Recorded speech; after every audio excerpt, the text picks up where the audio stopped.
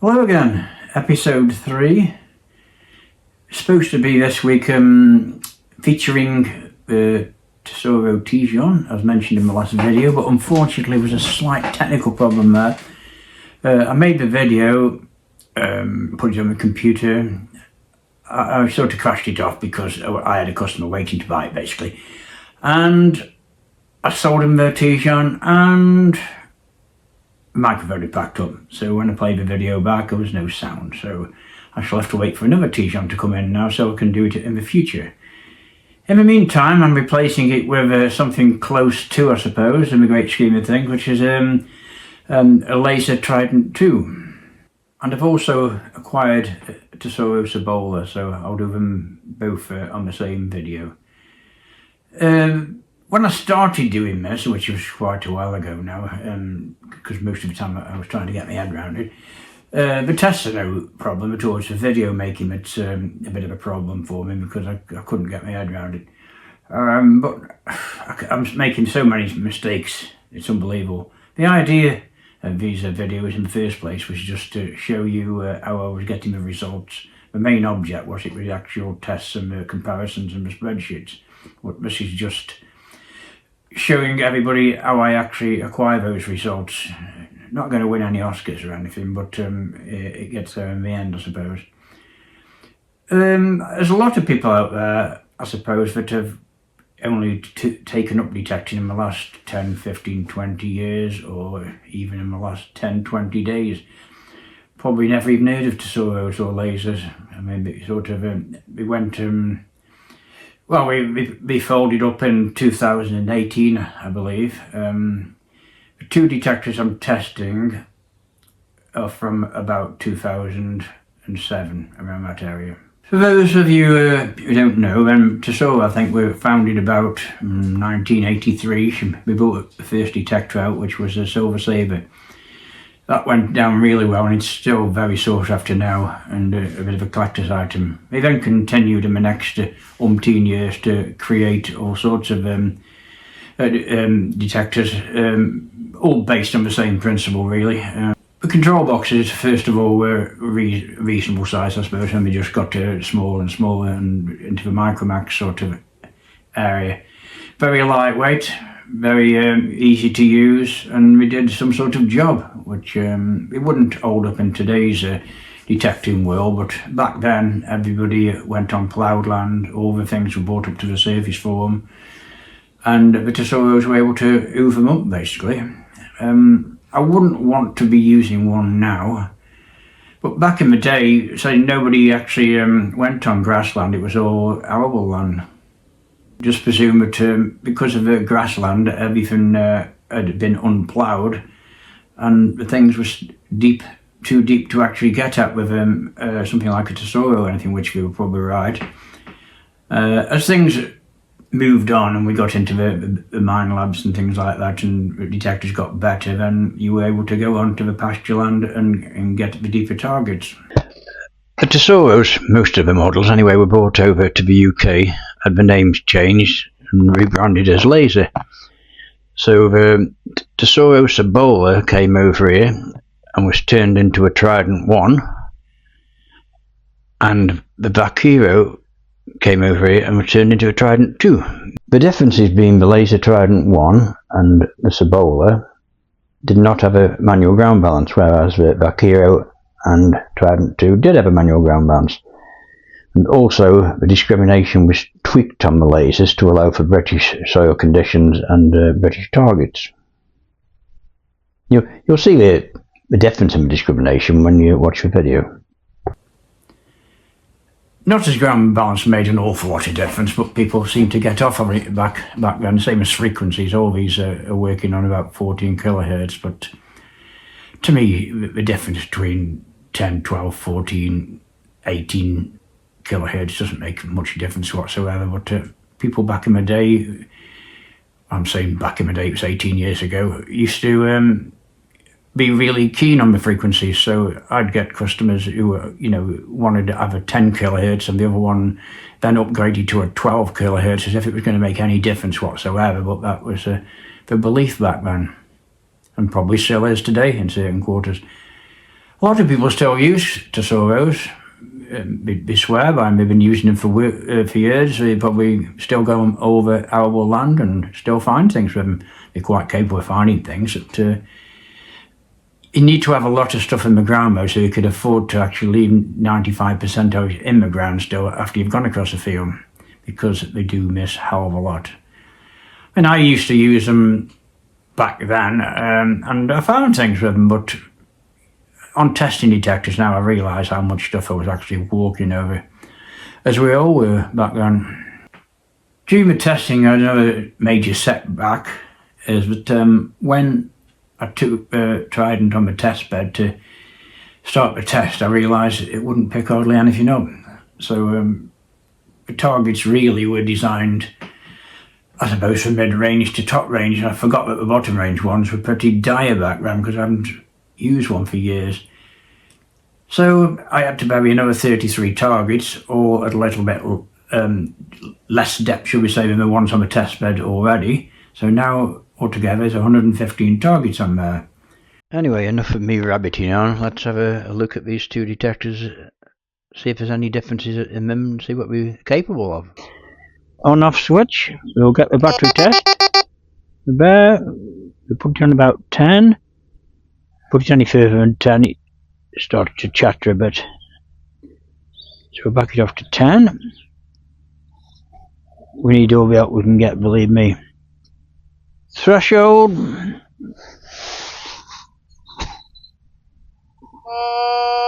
It's silencer, so you don't have to listen to that, just let go of the pinpoint button and off we go. Ground balance is on fixed. No need to bother ground balancing this, I don't think it makes a scrap of difference, to be perfectly honest. Right then, I've just set it up to reject coke, so where you see the discrimination now is where coke is rejected. So let's see what happens. Right, we'll start off with the very low conductive targets. This is a 20-inch gold chain at 1 inch deep. Gets that quite happily, which surprised me. Gold chain 5 inches long, 1 inch deep. Gives half a grunt on that. Small Roman bronze, 3 inches. Give a bit of a squeak there, but not a lot. Pewter button, 4 inches. So these aren't really signals you'd actually dig. Well, those signals were about as easy as it got with a low conductive, and it didn't get those really, so there's no point in pursuing that any further. So we've got iron cord 2 pence. Crown bottle top. Yeah. So with the discrimination just above foil, it knocks the bottle top out and we'll get the 2 pence. That's why these things are very good on dry sand. Don't bother going anywhere near the wet sand or you'll have a nightmare. Right, move the discrimination back to reject coke. So we've got 2 coins 8 inches deep, 1 inch apart.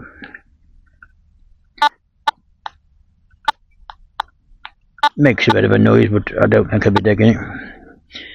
Same thing, only 3 inches deep.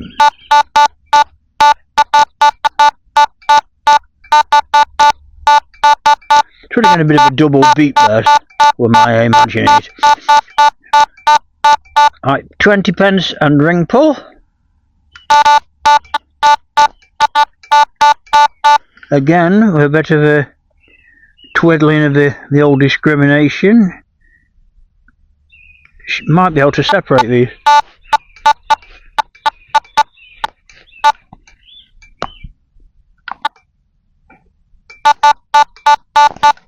There we go.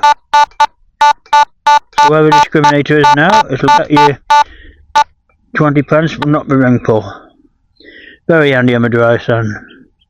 Right, move the discrimination back to reject coke again, and we'll start on the 5 pences. This is a 5 pence at 4 inches. I think I need to refine that a bit, unless it's just garbage.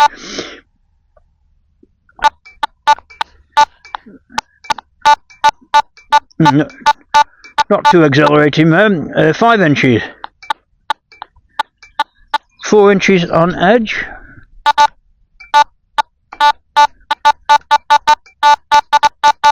Got going across the coin, but not down the length of it. Oh yeah, just about. I won't bother with a 5-inch one on that.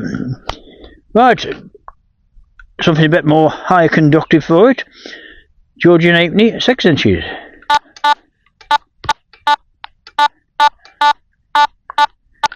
Seven inches.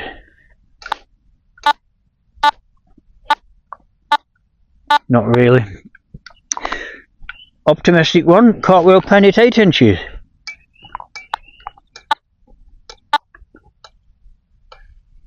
No. So I can find something else. A large musket ball at 4 inches.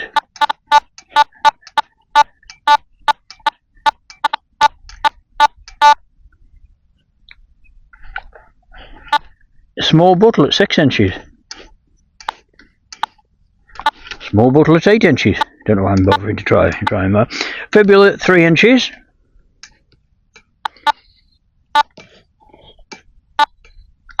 Half a signal. So we'll see how good it is among the iron. Will it reject an horseshoe at 6 inches? Nope. Large iron bottle, 6 inches. Nope. It's not going to get these. Large nail, 6 inches, with a 20p on top. Bit of a crackle over nail. Rusty penknife is 6 inches. Gets that, but he's probably getting the iron as opposed to the actual copper. Horseshoe, 2 inches, half penny, 6 inches. Getting the horseshoe and breaking up over it. Half penny, 2 inches, horseshoe, 6 inches. Gets the half penny, 2 inches quite happily. Won't bother with the odd ones, only the one at 2 inches. We've got 6 half pennies in a row, 1 inch deep. Or 2 inches deep, one or the other. Anyway, shallow. Not getting it from that way as the others don't, but happily gets it from that way. I won't try it on the deeper artifacts because it's got no chance. It won't get a fibula at 3 inches, it's not going to get any of the others. So we'll try a few of the high conductive silver coins. That's a threepenny bit, so a threepenny bit, 6 inches, sixpence at 7 inches, shilling at 8 inches, don't know why I'm bothering, and a hammered penny medieval one at 6 inches. Oh dear. Ooh. Not quite. Right, here's the Cibola we're using. It's a Cibola SE special edition, which I've never actually heard of before, but basically it's a Cibola. Seems to have been made for the European market. Looks German to me, but I'm not great on languages, so who knows. Right then, we'll get a threshold.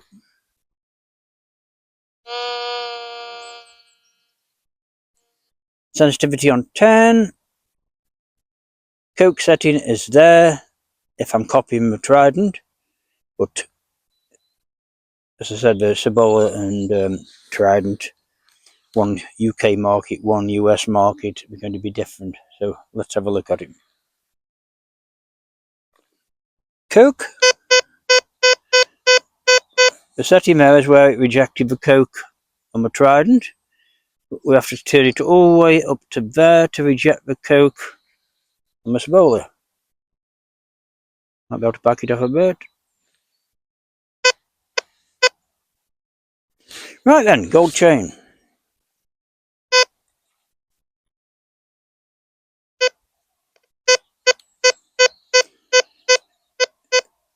It's really good that is how you can actually pick up a gold chain and reject Coke, because none of the modern detectors can do that. But we'll find out what this can't do that modern detectors can do in a second. Small Roman bronze, 3 inches. Nothing. But if we knock the discrimination below coke, it gets it. Also, the pewter button at 4 inches gets that as well. So we put it on coke rejection, they're gone. How many Roman bronzes were left in the ground many years ago? Right then, low conductive coins. 5 pence at 4 inches. 5 inches.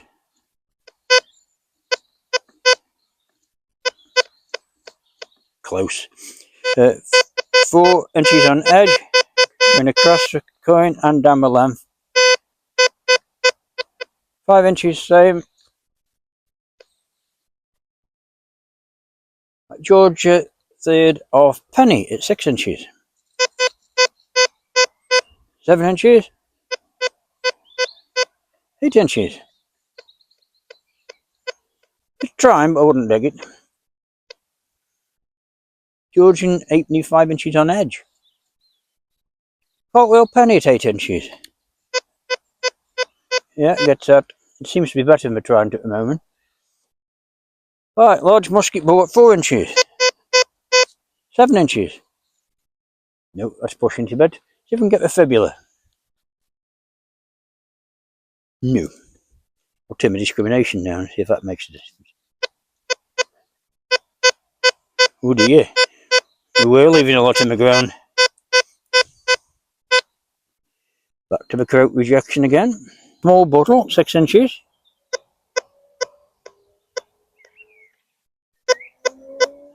Just about 8-inch small bottle.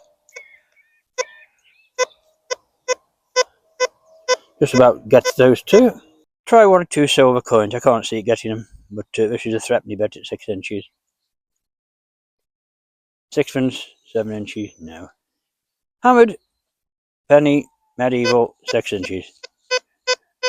Gets that. Right, onto the iron test. Horseshoe, 6 inches. Large iron bottle, 6 inches. Won't get that, or that, or that, or that. Half penny, 8 inches deep, coke on the surface. Well, we know it won't get the coke, so it's just crackling over the half penny. It's too deep for it. Horseshoe, 2 inches, half penny, 6 inches. It's just breaking up a bit over the horseshoe. Horseshoe, 6 inches, half penny, 2 inches. Yeah, quite happy with that. Like shallow things.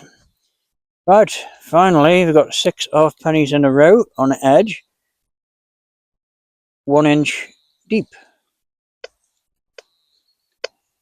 If we come at it the other way, like with the other detectors I've tested, it should get it. Just a quick experiment, really. I'm going to turn the sensitivity, discrimination right way down. See if it gets. Ooh! It's a new one. This is the first detector that's actually got it from this angle. But it's seeing 6 halfpennies on edge as something less than coke. As soon as they get up to there, it knocks it out. Weird. So I know nothing about the electronics of detectors or how they work or why they work. I just know what they actually do. So I have no idea what this is about. Well, for any newcomers to the hobby, might be wondering what this obsession is with coke. But if you're now on detecting, then it's normally full of the stuff, or at least some fields are. Comes mainly from steam tractors from the late 1800s and early 1900s, around that sort of area. So it's just an offshoot from burnt coal, really. That's what you get left when you burn coal. And that would have been thrown over fields, no doubt, and also anything dumped from people's fires, coal fires or blast furnaces, anything would just have been got rid of in that way by putting it on fields, not unlike green waste nowadays, I suppose. So you get a signal from it because it's mainly carbon. So with most detectors, you have to eliminate it if you're in an area infested by it, otherwise you'd just be digging non-stop pieces of coke, which could seriously get on your nerves. As you can see, there's some comes from America. I presume we do not have coke much in the US, or it isn't spread all over the place anyway, hence the discrimination on these. So this thing would be quite a good detector if it wasn't for rejecting coke. So going on a field with no coke on with this would be sound. You'd get a lot more out of it. Just thought I'd try it now I've discovered this on my cut quarter at 2 inches. It didn't get it when I'd got it on coke rejection, but now it gets it. Try it at 4. No, that's pushing it a bit too far. It also gets the galena. Push it up to reject coke again. Nothing. At the bottom, the discrimination, which is about there, it must have some preset thing built in it to reject nails and things, because it won't pick up nails in that. Gold chain, 5 inches long. This is the gold chain, 20 inches, 1 inch deep rolled into a ball. I think using this on the beach in virtually all metal, like I'm doing at the moment, well, with no discrimination, it could be a serious tool. I mean, there's no point in using it on land because there's far better detectors out there, unless, of course, you've got this thing about Tesoro. Then, great, but to make sure it's on a field with no coke, or you're going to lose a lot of targets. Oh, that concludes the Cibola and Trident 2 tests. I find the discrimination a little bit odd on these Tesoros. I've never really played with the discrimination much before, but it seems a bit weird. Trident 2, I don't like the sound it makes. That grunting noise doesn't do it for me. I like a more high-pitched sound. I don't know why Tesoro actually changed it on some of the later ones. We did rectify it eventually by putting a switch on, so you got a choice of high or low tone, but everybody's ears are different, so some people might like the low grunt. At the end of this video, you'll see the results of the comparisons between the 4 detectors I've tested so far, which is Adeus 2, Manticore, Cibola and Trident 2. As you'll probably see, there's a vast difference, but there'll be a lot more to go yet, and there'll be a lot of in-between bits. You might even find something even worse than the Tesoros, who knows. But moving forward, I shall be putting more videos up shortly, a bit more regular than I have been doing. What I've been doing is testing a lot of detectors so I could solve them, just putting the videos on the computer till a later date where I can finish them off and then selling the detectors on. I just need the space really, and I've got a hell of a lot of detectors here. So the detectors coming up will be more simpler ones like the Tesoros with a couple of knobs, and I don't have to spend an hour trying to get the best settings out of it because it's very simple. So the next few videos will be that sort of detector, and then I'll move on to the more upmarket things eventually, where I need to spend a bit more time setting them up properly and getting the best settings, and they'll be tested also with multiple coils. Anyway, thanks for watching. I'll catch you soon. Bye for now.